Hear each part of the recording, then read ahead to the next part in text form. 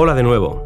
Después de compartir el maravilloso primer capítulo del Deseado de todas las gentes, te agradezco que me acompañes de nuevo en este segundo capítulo, El pueblo elegido.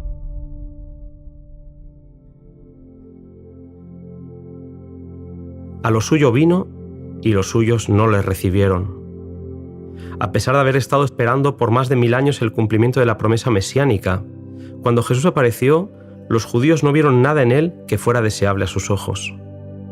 Durante siglos, Dios se había advertido a Israel por medio de los profetas para que no se apartaran de las promesas hechas a Abraham, cuando se le había dicho: «Te he de bendecir y serás bendición, y serán benditas en ti todas las familias de la tierra».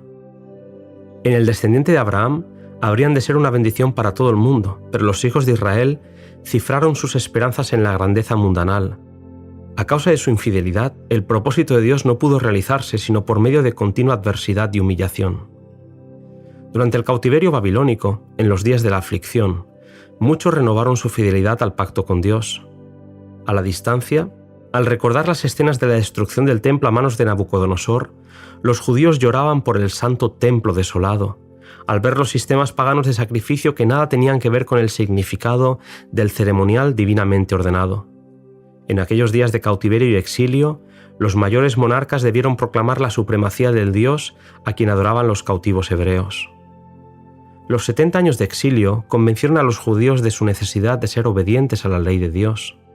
Vieron lo absurdo de adorar imágenes esculpidas y decidieron vivir de acuerdo a la ley divina.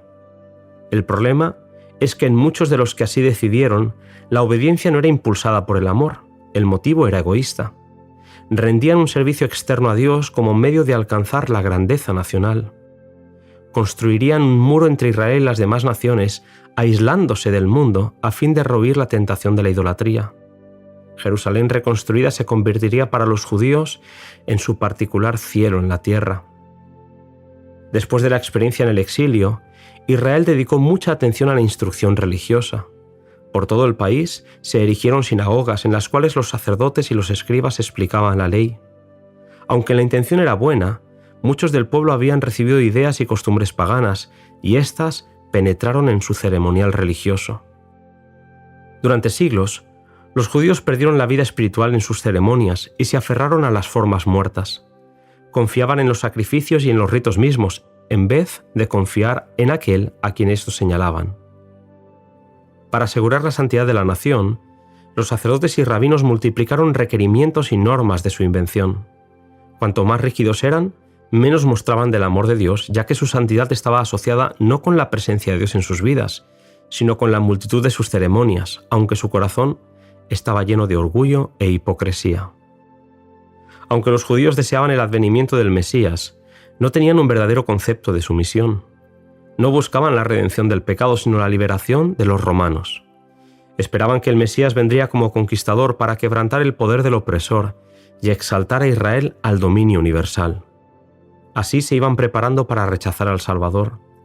Aunque tenían una forma de gobierno separado, los judíos estaban bajo el yugo romano y desde Roma se reclamaba el derecho de nombrar o remover al sumo sacerdote, y este cargo se conseguía con frecuencia por el fraude, el cohecho y aún el homicidio.